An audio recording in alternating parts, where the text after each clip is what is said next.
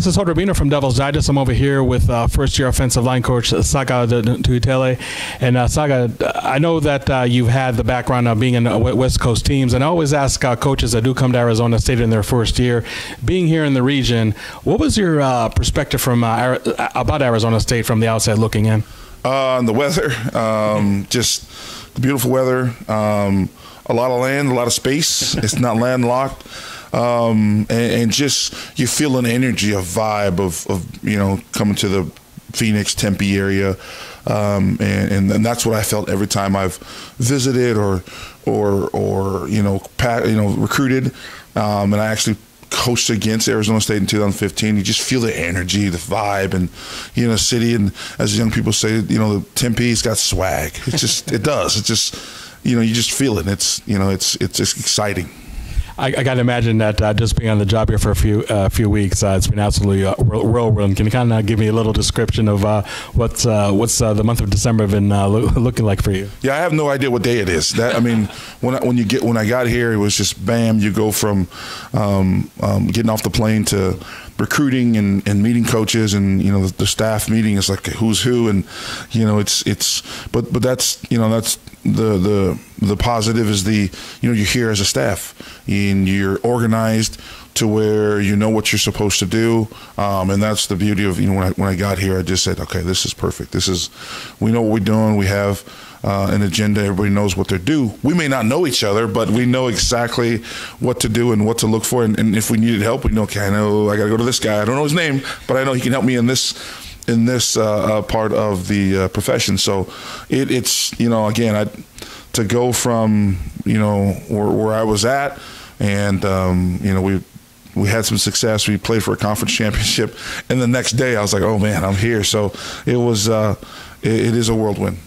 So I know that the transfer portal is important really for each and every position on the team, but I think really in the trenches to get a mature guy, a guy that's also from a mental standpoint has been there, done that, versus a guy from the high school ranks, even versus a guy from the junior college ranks. I think the transfer portal is, even though it's a very new process, yeah, I think it's very important to offensive linemen and defensive linemen to maybe target that avenue before you look at the high school and junior college ranks. What are your thoughts on that? You gotta utilize everything that's available to you. Mm-hmm. High school is your first and foremost, and then obviously the junior college and then the transfer portal. The thing with the high school kids and the junior college kids, who's going in, so you can build a relationship and get to know those kids. Mm-hmm. With the transfer portal kids, once they get in, you're like, okay, I remember this kid, I remember this kid. So I think you got to utilize it all. I wouldn't say one's more important than the other. And the first thing I did here, and when I was flying here, and is I did research on our returners, mm-hmm, and we've got talent. We've got talent. We've got guys who played a lot of football, and guys who want to win. And that's the first thing I reached out is I wanted to reach out to the young men in the room, and guys who played a lot of football for Arizona State, and your Emmett Bowl, your Isaiah Glass. And then guys who your Ben Brace who spotted who just fought his tail off, and they're young and they've got experience now, which is a really good thing. And you got guys like Joey Ramos, who I recruited when he was leaving Iowa State. So I have a core of I know some of these guys, and I'm getting to know them, and I'm getting to know the whole group. And then you add the mixture. Okay, what do we need as a group? And then you pick and choose. Okay, we need this for this. We need this guy for this one. And again, you just got to utilize from high school to JUCO to the transfer portal kids. And now, what is your coaching philosophy? I mean, let's say we're fast forwarding the first day of spring practice. What are we going to see from you coaching those guys in the trenches? You're going to see guys who are detailed, guys who are prepared and know what to do, because and then when you get to the physical part of it, we're going to be physical. We're going to be violent, and we're going to be nasty, and we're going to have humility to where we're going to do our job, and we're going to go back and get the next play.